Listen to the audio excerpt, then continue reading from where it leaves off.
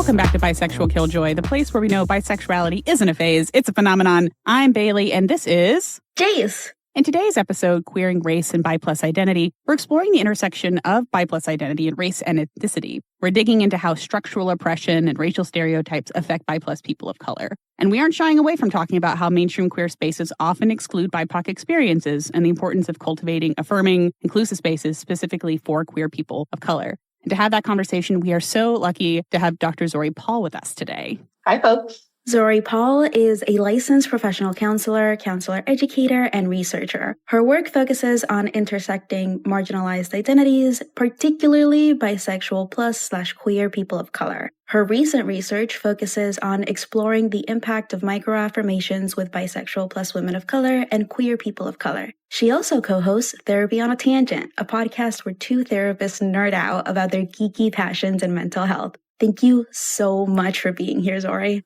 Thank you both for having me. Yeah, I started diving into your podcast and I was like, yay, people are doing the work. Hell yeah.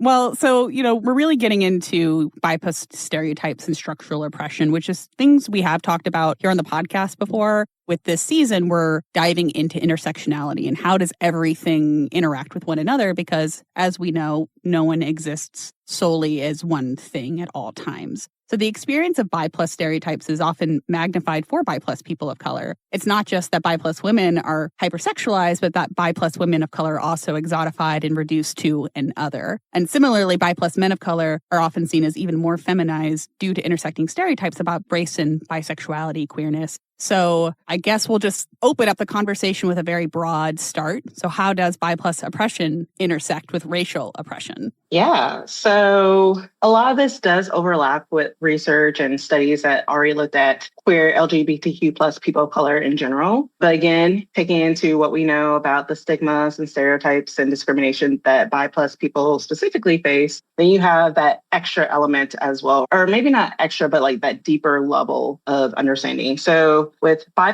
people in general, you have, again, those stereotypes. Like, this is a phase, it's not real, they just want attention, they can't be faithful, those type of things. And then with people of color, you also have those stereotypes depending on the race of ethnicity of that person. Sometimes it could be hypersexualization, sometimes it could be questioning masculinity, stuff like that. So then when you have these two intersecting identities coming into play, essentially you kind of fall back into, or at least how I think about it sometimes, is you fall back into that binary thinking of like, okay, not only can you either be like gay or straight, but also it's like white or other. And as we know, or as hopefully you know, or if you don't know, you're going to learn that, there is a lot of diversity. And even, for example, looking specifically at Black people, there's a lot of within group differences within that community. So just realizing like there's so many different ways to be a person in general, but then so many different ways to be a bi+ person of color. And I think sometimes what gets people really stuck in terms of the intersection of oppression and racial oppression and bi+ oppression is they get stuck in that binary of, okay, sexuality is either gay or straight, and then racial identity is either white or other. Though we need to recognize that white bi+ individuals' experiences are vastly different from people who do not identify as white. We can't just like stop at that level. I think when we stop at that level, we do a disservice. And especially for me as like a mental health professional, I do a disservice to the clients, the people that I'm working with when I just stop at that level, because then there's whole other elements like gender that comes into play when we think of race as well. And again, that's the binary that people tend to stop and think at, even though it's not. And that adds, again, another layer. So it's not just like you're a bi+ woman and people are fetishizing you, but okay, you're a bi+ cisgender Black woman, and all of the ways that those identities intersect and all the different ways that those identities play a role in terms of oppression. The bi+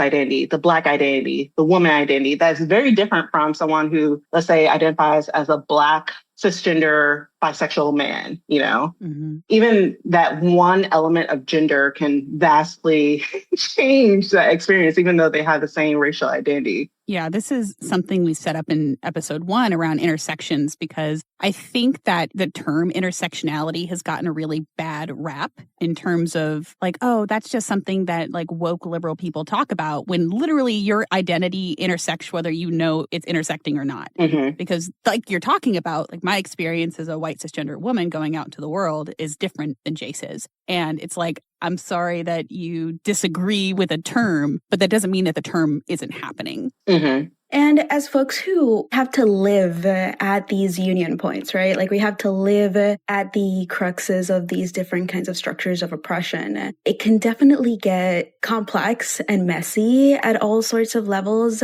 I'm curious about what are some of the greatest challenges you have seen bi+ people of color face. I'm thinking specifically in very structural institutional places like doctors' offices, therapy, school, legal systems. Yeah. So the first thing that comes to mind for me is the session room. And even before you even get down to like what brings you here, the intake form as well. Just like being aware and making sure that the intake form is inclusive, not just only for like bisexual identities, but I know that sometimes I've heard stories from clients where, they say like, oh yeah, I'm married, or, oh yeah, I live with someone romantically on the intake form. And because of how that client presents, so again, let's just say it's a cisgender woman, the therapist is like, oh, so tell me more about your husband. Oh, yeah. Or tell me more about your boyfriend. And they're like, well, my girlfriend or my wife or my partner, blah, blah, blah. But so that's like one of the first like elements where I see like challenges and where I can obviously see people be like, already know this isn't for me.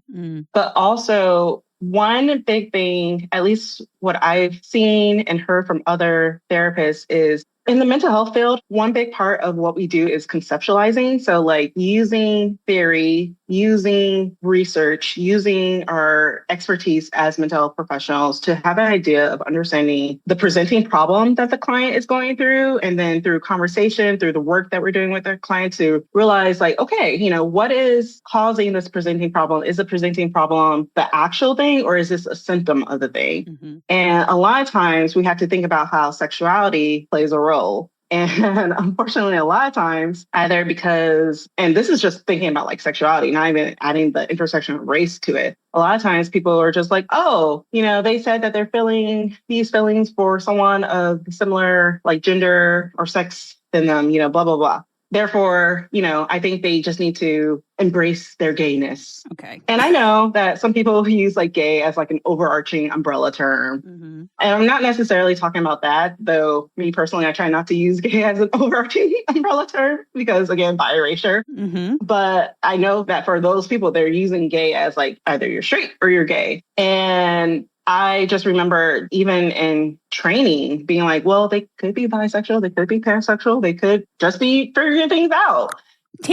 Yeah.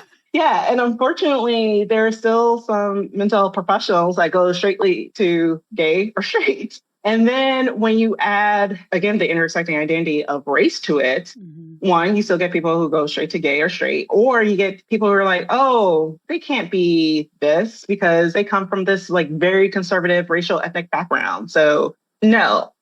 And again, like conceptualizing is like such a big and important part of how we view our client, how we create treatment plans for our clients, and even missing out on such a tiny thing can like ruin the work with clients. So, and also like on the reverse side, like focusing too much on that specific identity can also ruin things with clients. Like I've heard stories of like clients who share their sexual identities, especially as like a person of color, and their white therapist, their white mental health professional was just like, yeah, let's focus on that. Let's focus on why you haven't come out to your family. And they're just like, that's not why I'm here. Like, I don't need to come out. Yeah, I'll talk about it when I want to talk about it. Yeah, like that's like, yes, maybe along somewhere down the road, that's something that I want to focus on. But right now, I just want to focus on trying to get this job, Yeah. And so like, yeah, sometimes I've seen it both ways where either they ignore the sexual identity, especially being bi+, or they focus on that too much. And that can do, again, real harm to clients. And that's not just with the bisexual identity, but especially when you are focusing on bi+ identity. More often than not, I have a lot of mental health professionals, especially when I'm doing conference presentations or just presentations in general about this topic, where they're like, wow, I didn't think about this. And I'm just like, wow, you've been in this field longer than I have. I am concerned. Why not? Why haven't you thought about it? Yeah. And they're like, oh, well, maybe I just haven't had a bi+ person. And I'm just like, statistically unlikely. Statistically unlikely. You probably have. Hearing you talk about sharing all of these insight with folks who have been in the field longer than you and talking about your own training and just how bisexuality gets so often overlooked, especially in theory. And we all know that on this podcast, I will go off about how bisexual theory hasn't gained the recognition that it needs and that it merits because it's so freaking good. I'm curious if you can elaborate a little bit more about these structural challenges that reinforce these experiences of either deliberate erasure or hyperfixation, especially when it comes to the training aspects in therapy and the research that happens behind the scenes. Yeah. So, I'm like, where did I start with this question? So I will say in terms of the research, at least in the mental health field, there has been an increase in research on bisexuality. And there's been a gradual increase on bi+ people of color in general. Is it where I would want it to be? No. But, it also works out for me because then I can be like, hey, here's my research. Remember my name. This is me. Thanks. This is me. Thanks.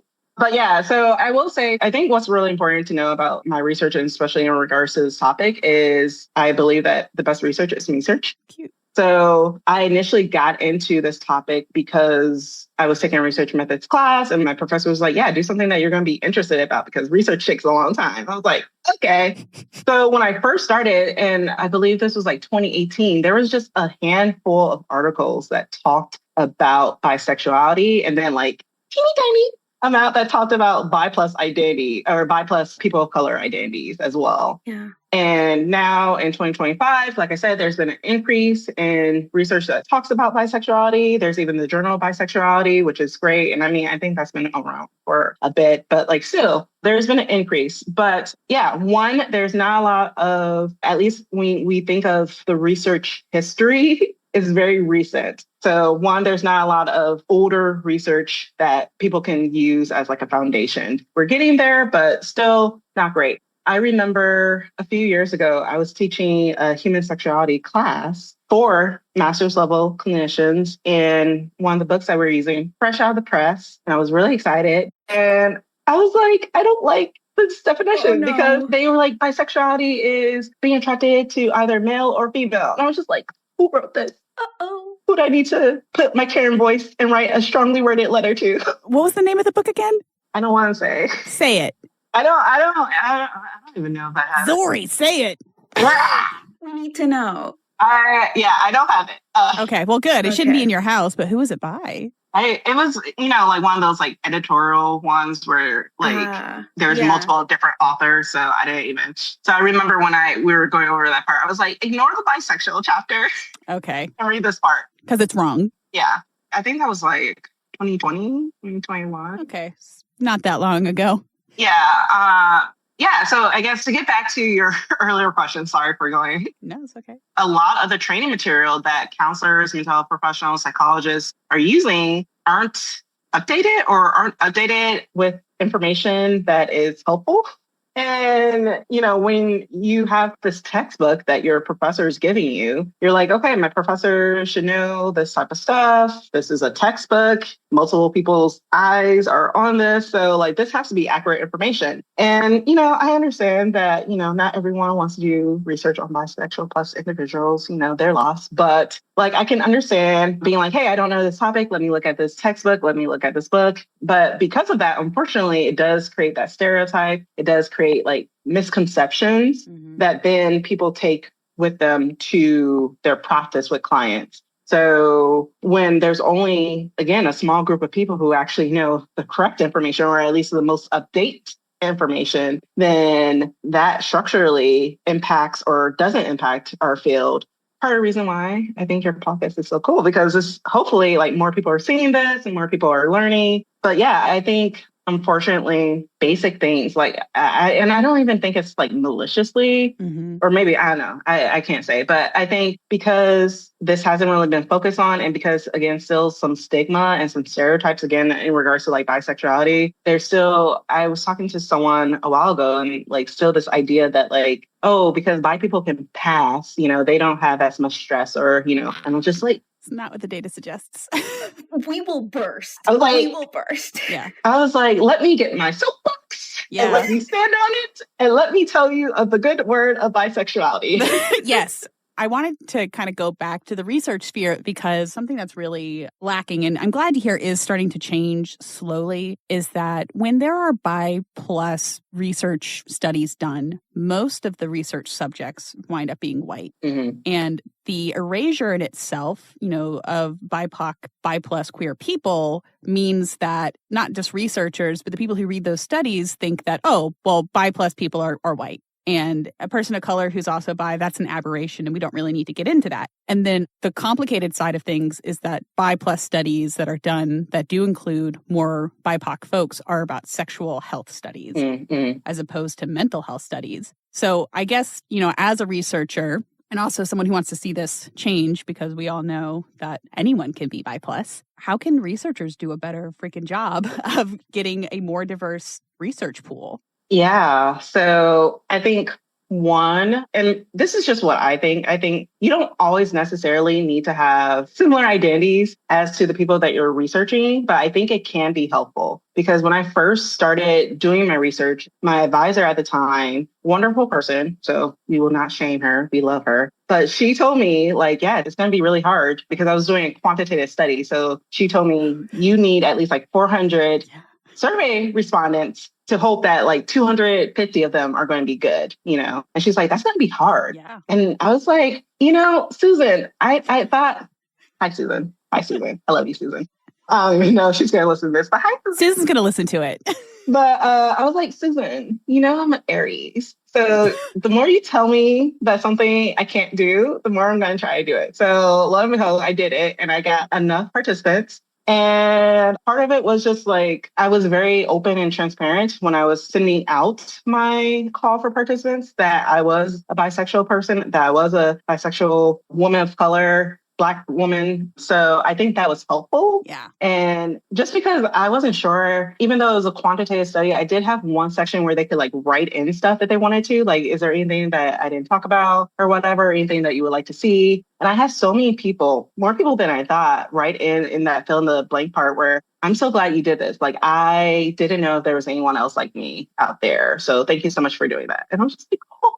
So I don't think it's always necessary, but I think it is helpful to have someone with those identities to be on your team and to have the participants, when you are doing call for participants, know, because I think that's helpful. I will admit, and this is something that I'm still trying to figure out, when I do my call for participants, I typically get a lot of bisexual plus Black women, which is great. Yeah. But I do want to hear from other bisexual plus women of color, people of color. But I think that in itself shows that because they know I'm bi+, because they know that I'm a Black woman, that helps them feel a little bit more comfortable participating in my surveys. I absolutely love this story. I do think that bi+ research and the road of bi+ anything is a road that is filled with spite and just a pure urge to see yourselves represented. And I really want to emphasize the point that you mentioned about how the best research is me-search. I feel like me-search gets so much hate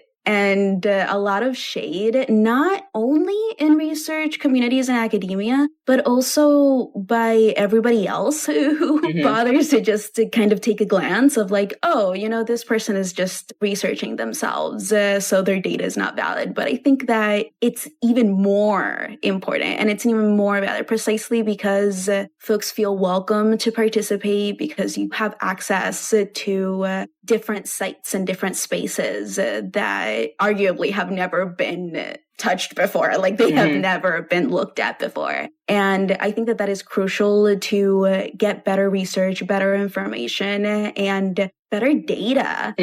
Who would have thought that being intersectional in our research would make it better? Who knew?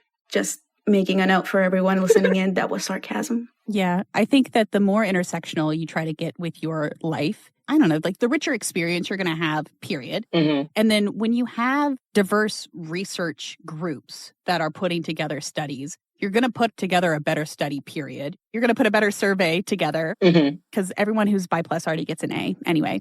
So this is just kind of this call for, more intersectionality in our lives in order to have a better experience. And I think as we move away from research and look more into the social, cultivating queer spaces of color, because we all know that queer spaces are essential, especially right now as we're recording this in, what month is it? February. We're recording this in February, and we are already seeing queer spaces and queer orgs and queer researchers kind of under fire right now by the current administration. So queer spaces are even more essential as a place of safety and as a place of, I'll say, joy as resistance. But spaces that are explicitly designed for queer people of color provide a unique kind of support and affirmation that's often missing from predominantly white spaces. And historically speaking, mainstream queer spaces have been predominantly white. And I just say that in terms of organizations and nonprofits, and have done a bad job of actually making space for BIPOC instead of just talking about making space for BIPOC folks. Mm-hmm. And this problem is exacerbated in bi+ spaces, both on social levels and research levels, which we just talked about.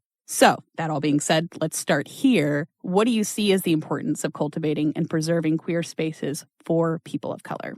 Yeah, so I know we say we're trying to get away from research, but it's all connected. Yeah, it's all connected. There was a content analysis done by Gabrielle and Ross. Shout out to Monica Gabrielle. They inspired me when I was first doing research, so shout out to them. And in the content analysis, Gabrielle and Ross basically said that people of color who also identify as bi+ experience this tension between their racial ethnic identity and between their sexual identity, where they feel like they either have to downplay or ignore one or the other to be a part of one of those groups. And I think in terms of cultivating and preserving queer spaces for people of color, I think it's important because some people do experience that where they want to embrace their sexual identity, even their gender identity, and or both. But they also want that element of their racial ethnic identity. That is so ingrained in them and important to them. And I think those spaces allow them to be that without having to either explain things or without having to either downplay things. So I think those are the most important spaces, and spaces where people can fully embrace their intersecting identities without necessarily feeling oh, I need to not be who I am. And I think that's really important mentally, emotionally, psychologically, in terms of overall health, because there has been studies with queer people of color in general where that anxiety, that stress, even depression of not being fully who you are, not only has negative psychological impacts on your well-being, but then also has impacts on your body as well, where high cholesterol, high blood pressure, likelihood of heart attacks go up, unfortunately, as well. And I think just having more spaces like that are easy to find, because I think that's also another thing, because sometimes it's just hard to find. Going back to bi+ communities, it's hard to find just bi+ communities in general. And then you're adding that intersecting identity of bi+ or queer people of color communities. And that can be even more difficult. And especially, unfortunately, right now, where a lot of funding sources that would have been really great to, for those places are just saying, speak on it is all I'm saying. At least right now, I'm trying to have hope. But yeah, at least right now, with a lot of the big funders or government funding agencies that would typically fund these spaces, now saying that we can't say LGBTQ+, we can't say people of color, we can't say Black, we can't say Latino, Latina, Latinx, all those things. And just okay. And there are other funding sources as well, but those are limited. Those sometimes are small. And yeah, so I don't know if this is answering the question, but I think, unfortunately, unless something happens where, we could set back time in regards to the funding and stuff like that, any progress that was made with these communities will definitely be impacted. And we might see or if not already, a rise in not so great mental health stuff. I'm not saying that you need funding to be in community with people, but I think having that funding, having those formal spaces, not only creates those spaces, but provides resources, provides easy access to people who probably wouldn't have gotten in contact with each other to get in contact with each other and then create their own informal communities. Mm-hmm. But again, I don't think that's necessarily going to stop people from creating their informal communities, but it will unfortunately make it harder for everyone. I am just sort of thinking specifically about, what nonprofits are out there doing work. And I will say in the bi+ community specifically, over the last 10 years has gotten a little less white. I think that boards have kind of focused on diversity and doing outreach work, which I love. Mm-hmm. But because they are nonprofits, these communities are volunteer run. And as you know, burnout is real, especially right now when we're all kind of scrambling to do what we can to protect each other. I guess this isn't really a question, but more of a just kind of call to action for our listeners. If you haven't gone to a bi+ event ever in your life, Google it near you. Show up, because if you do show up to those events, the nonprofit takes note and then they can go to potential funders and say, hey, there's this increase in desire for community. We need money to fund these events. You can be part of the solution, which is put your body in a room for a little bit, please, so I can say that you were there. Mm-hmm. Yeah, and there's a lot of in-person events, also a lot of virtual events. Mm-hmm. The one, especially virtually, that comes to mind is bisexual research, which I guess technically is not in the US. So I don't know if that will help with You meet so many people online though, right? Yeah. And I know for some people geographically, they may not be able to go somewhere physically, or that may not be safe for a variety of reasons. So yeah, there's definitely opportunities out there. And I will say that, at least in my experience, they're a little bit more visible than I would say even a few years ago. So that's great. But yeah, it'll be interesting seeing how things go. Absolutely. And as we're talking about these different spaces and events and the demographics of folks who go, as someone who has been in a lot of predominantly white LGBT spaces, something that comes to mind is colorblindness and how that affects bi+ folks of color. What would you say are the repercussions of persisting in this colorblindness philosophy?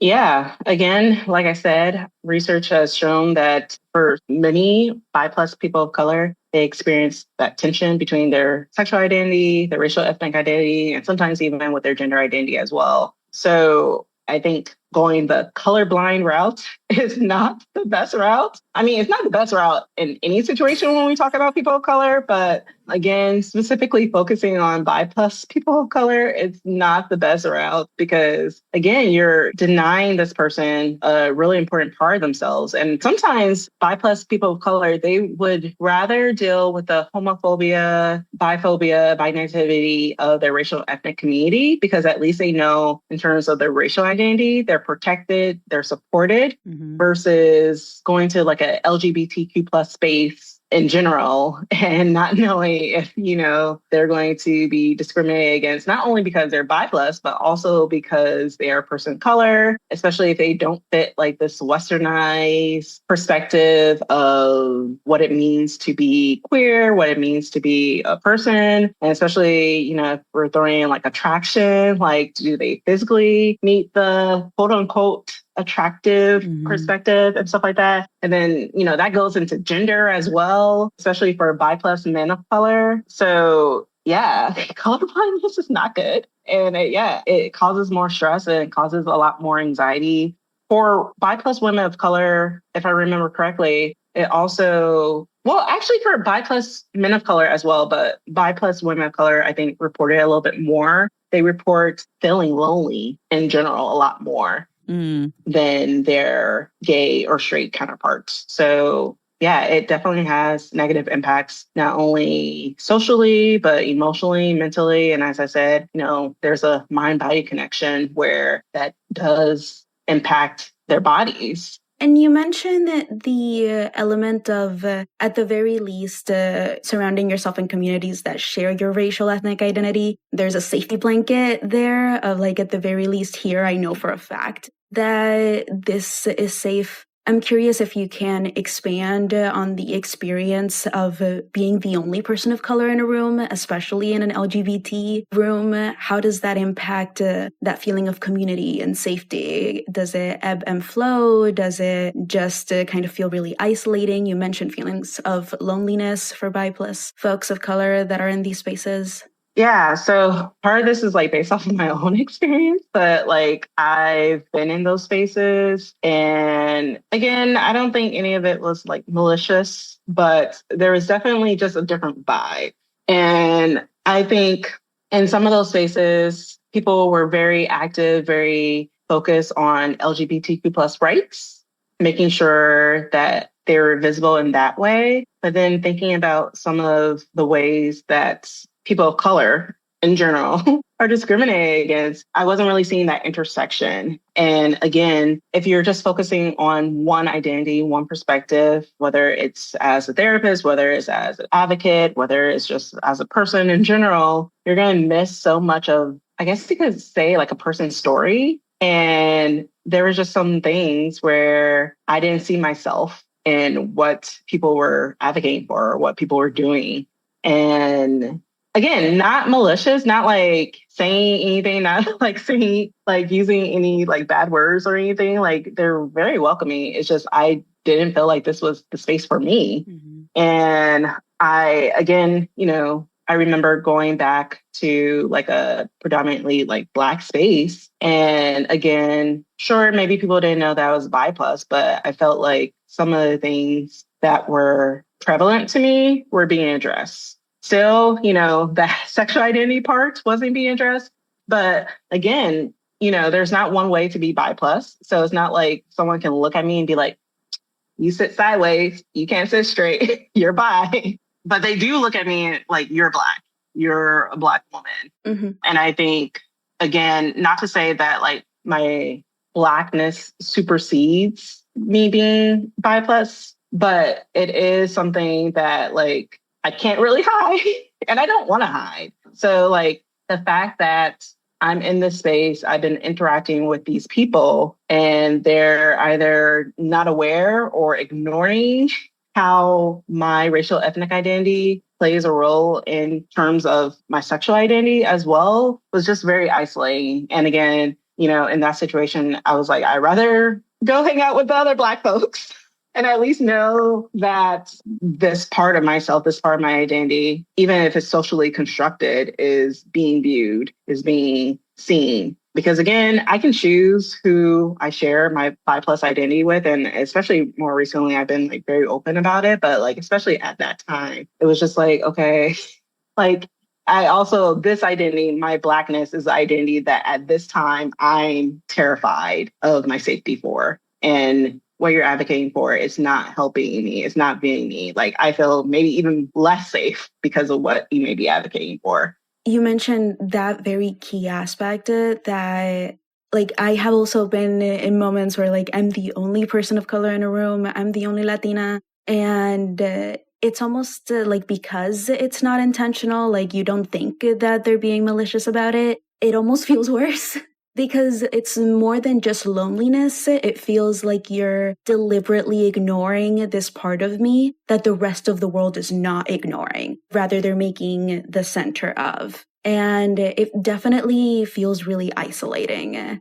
I feel like it could go on for hours. Mm-hmm. But it's definitely a situation of, in order to feel safe, I need to be seen entire. Mm-hmm. I can't just be half acknowledged. Mm-hmm.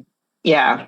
This idea that is perpetuated in, I'll say, among white queer people, many white queer people that I've met talk about colorblindness and like, oh, I just see people. I see people as they are. And that in itself is a benign form of evil because, like both of you are talking about, you're denying this big part of my identity. And so it's not, when you say I don't see color, you are saying there's a default. I see everyone as myself. And for you, that default, might be white. And that's just like not the case for many people. They aren't white. Mm-hmm. And I would encourage listeners to this show, and I hope that you are still with us, even though sometimes talking about race and ethnicity can make people feel a little like prickly. It doesn't have to be. Actually, it can be a really beautiful conversation where we understand each other in a deeper way and make space for one another in a more authentic way so that, you know, everyone feels included and seen. And that's what creates psychological safety. So doesn't have to be about you. Mm-hmm. Other people can have lives and have complexities and intersections that are not your intersections, and you can still like see them and acknowledge them, and it's not a bad thing. The only utopia worth cultivating is a utopia where difference is celebrated. Mm-hmm. That's what this whole podcast really wants to advocate for and what so much of our research focuses on. And on that note, what are some ways that you have personally experienced positive outcomes from queering a space, not just in terms of sexuality or orientation, but queering it from like the very core of decentering the center? Ooh, good question. Yeah, I mean, honestly, when I think of queering the space, it's not only just thinking about, you know, is it a space where I can say, slay, girl, slay, you know, or I don't know. I guess when I think of queering the space, I think of also like pulling away from Eurocentric, westernized expectations around things, you know. And I will admit, like, this is something that I'm still like actively have to remind myself to do. But I think spaces where, again, we're not necessarily coming in with expectations, even if we identify as LGBTQ plus, even if we identify as like people of color or people who are at the intersection of both those identities, I think, you know, questioning and asking ourselves, kind of like what I said at the beginning, like, where are these binaries that we've been taught? And how can we break those down and realize that it's not often, more often than not, and I'm trying to think of an instance where it may be, but more often than not, it's a spectrum. Though I know, unfortunately, a lot of people get stuck on just the thinking and talking. I do think that is an important part of queering a space and creating those positive outcomes, to have those intentional conversations first and foremost. But then moving forward and actually putting that into practice in terms of not only what you do in that space, but also how you interact outside those spaces as well. Heavy on the talking about. Talking and talking and talking. I'm sorry. Talking and talking. I can't do it. So tired of talking.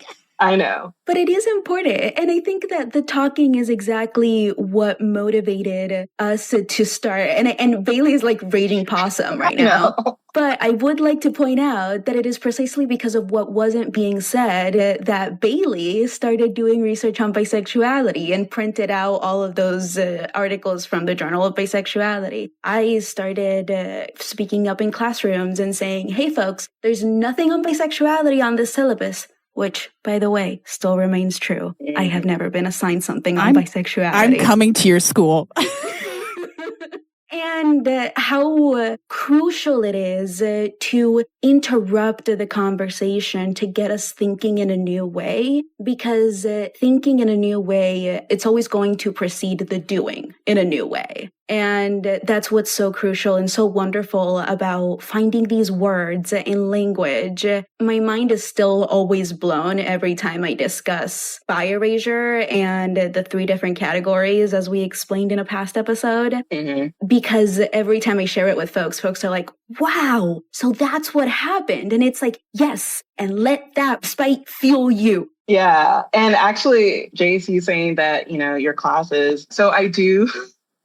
So one of the classes that I do teach is research methods. And I always throw in some sort of like bisexual research paper. And I'm just like, look, yeah, we're talking about standard deviation, but also look at this paper, you know, to get past the talking phase, like implementing. And I think that is one way that as a professor, I do it. I sprinkle in bisexuality whenever I can. Just like, we need to talk about this. Is there an article about bisexuality, especially bisexual plus people of color?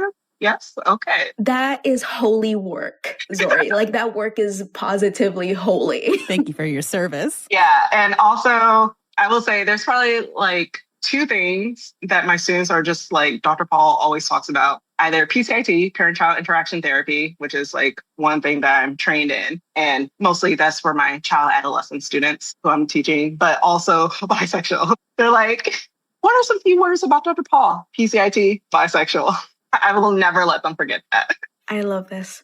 Yes, this makes me happy. So research also suggests that affirmation of our full selves, as we've been chatting about this entire episode, our race, our gender, sexuality, affirming these in its entirety, it's crucial for our mental and physical health. For people of color, for those of us who are often subjected to daily microaggressions, which we all know the effects are not micro, finding spaces that affirm the entirety of identities is very much needed for us to just take a breath. What role does affirmation play in the mental health and well-being of bi+ folks of color? Mm-hmm. So one of my main focus, at least currently, when it comes to bi+ people of color, queer people of color, is looking at microaffirmations. And for those of you who aren't aware or haven't heard this term, microaffirmations are small, everyday, sometimes unintentional, but they can be intentional, like signs or words that show that you care or that you validate a marginalized identity. And another way that I like to say it, even though it's a little bit more complex than that, but another way that I like to say it is like, again, if microaggressions are small, everyday, paper cuts or whatever, then microaffirmations are small, everyday little Band-Aids. Obviously, if you have a lot of paper cuts, you're going to need a lot more than Band-Aids. But the idea currently is that microaffirmations, especially if you receive a lot of them, may play a role in positive mental well-being. Now, the term microaffirmations is still relatively new, or at least in the research world. I think it initially came out in 2008, which again, seems like a long time. It's not that long in research land. But essentially what we have been finding is that bi+ people of color, queer people of color, they do find it impactful. And especially in the moment, it is helpful in terms of navigating certain discriminations and negative experiences that they're facing as bi+ queer people of color. What I'm hopefully interested in learning one day is to what extent do microaffirmations help psychologically? And that's something that we're still learning, especially since a lot of the research currently is still either qualitative or conceptual. And the few research that has been, yes, I see a hand. Raising my hand. Yes, Bailey. So for the audience and not for me, what's a good example of a microaffirmation? Oh my gosh, yes, thank you. I talk about this all day. So sometimes I'm like, So a good example of a microaffirmation could be anything like me having a bisexual flag in my office or a pansexual flag. It could be someone saying, yeah, bisexuality is a valid identity. It could be someone,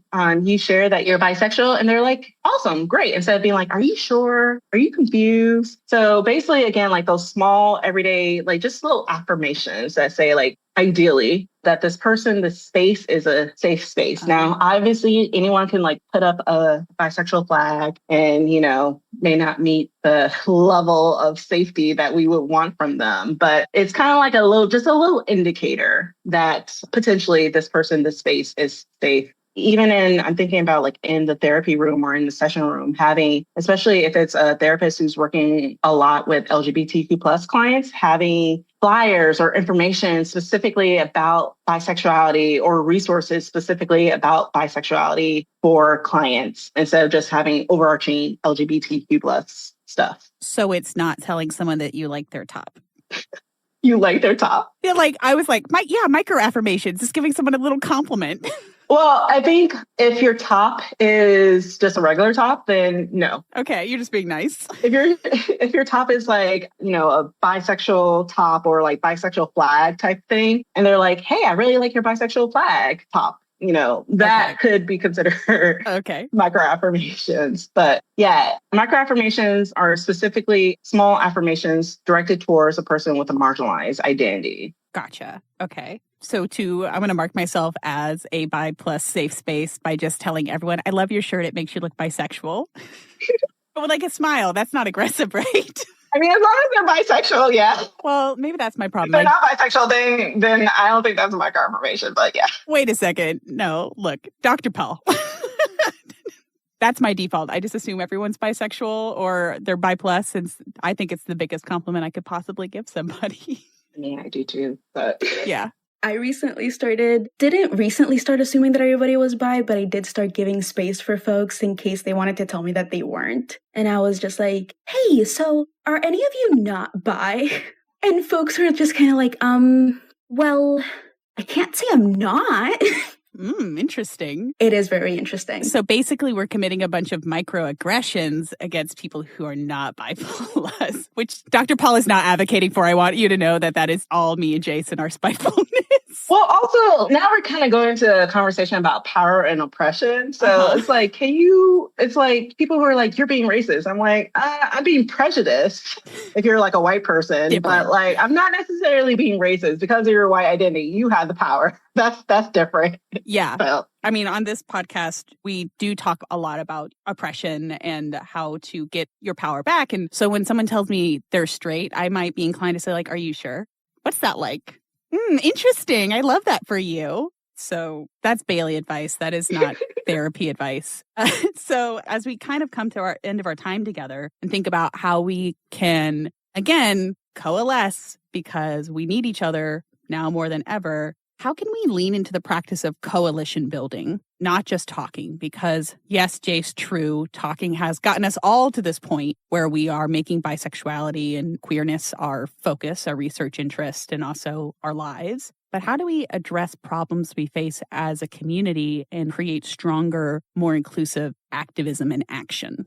Yeah, so I mean, I think like just in terms of LGBTQ plus spaces, if they are doing policy work, doing advocacy, and they're not specifically talking about like goals or practices that specifically focuses on bisexuality, and like they should also have practices and goals that specifically focus on the other identities as well. But if there's not like one specific thing at least where it's just like, this is for our bi+ folks, I think that's an issue. And I think that's when you need to, if possible, bring in someone, especially like who's an expert on the topic, and pay them also. Hire Dr. Paul. Please. And definitely like bring in those voices. I'm thinking also on the flip side with racial ethnic communities, more education. One of my biggest gripes there's a lot of gripes about this country and its education system as a child of a former public school teacher. But the one that I will talk about today is the atrocious sex ed curriculum across the nation.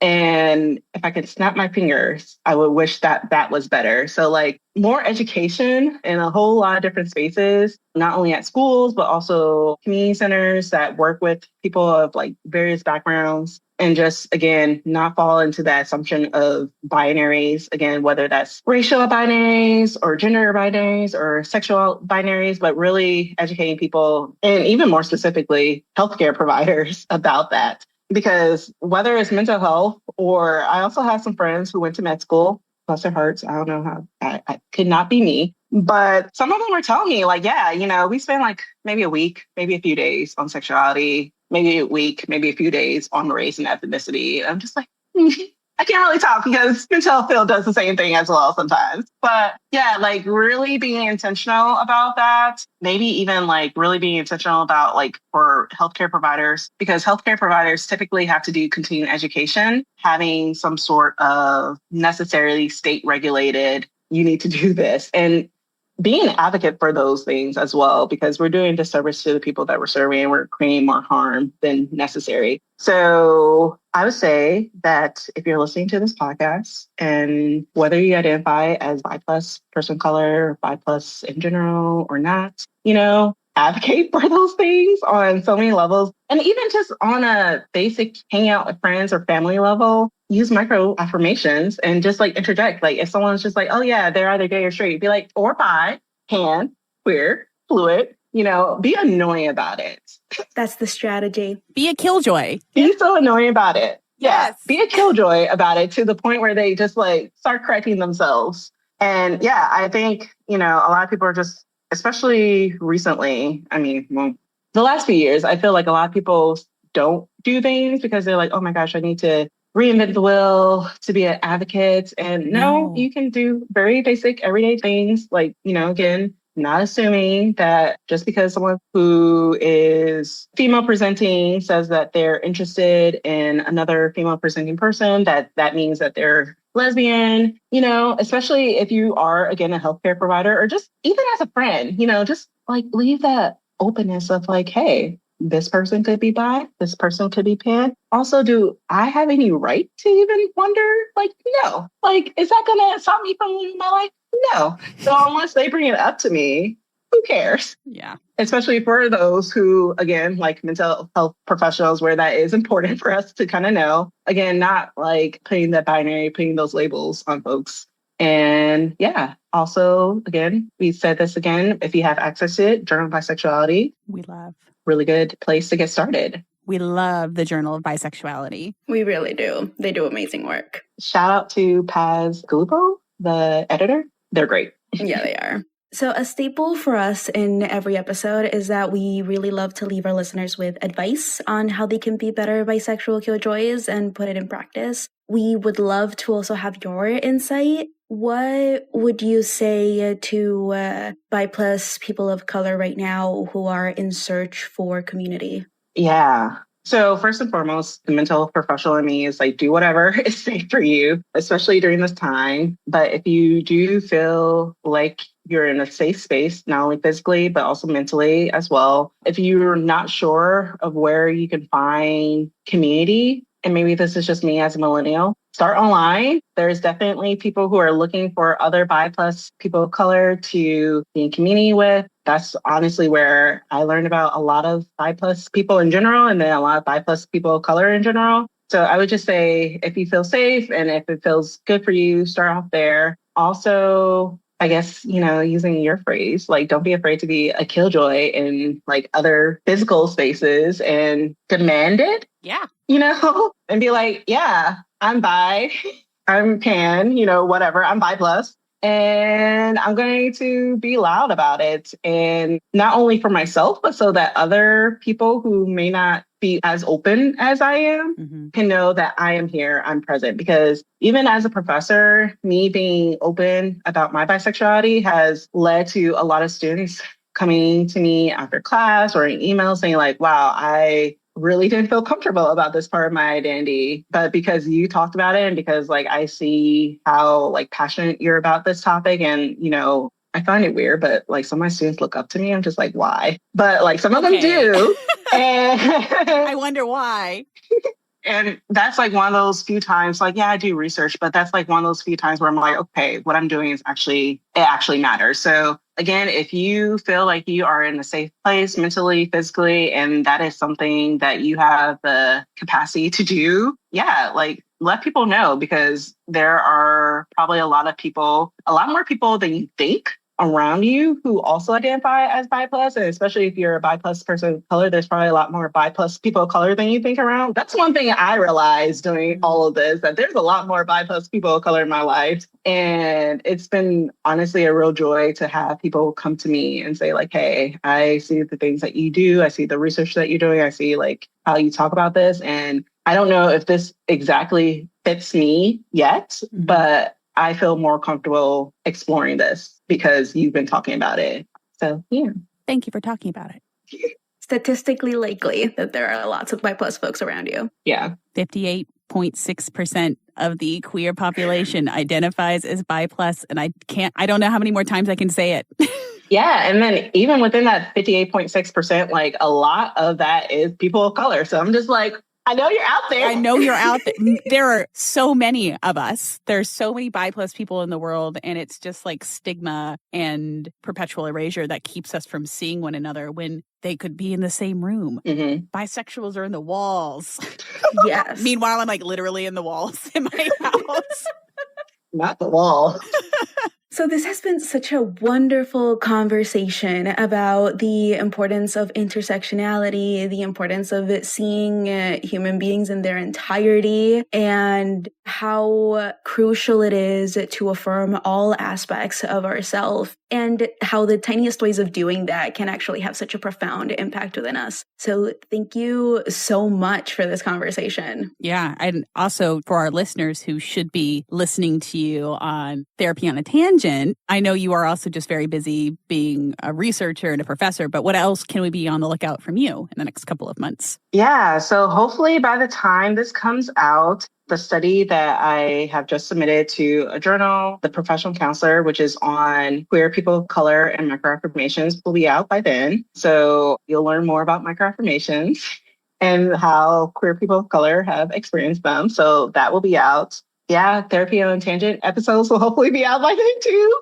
And then, right now there's not much that I know for sure in terms of like appearances and stuff like that, but I'm definitely going to continue to do bi+ research because why not? It's important. It is. And also, I like it. I get to meet cool people like you too. So probably by this point, probably not, because I am in transition career-wise. I'm moving to a new state. So by that time, I probably won't start any new research, but give me a few months. Yeah. September, October, probably will have something new and ready to go. But yeah, the queer and trans people of color microaffirmation study that will be hopefully coming out in The Professional Counselor soon. So it's February now. Hopefully it'll come out in March or maybe even April at the latest. I'm not exactly sure about there, but it should be coming out soon. It's something that I hope you all check it out because it's also open access. There's no paywall. So anyone can have access to it. We love access.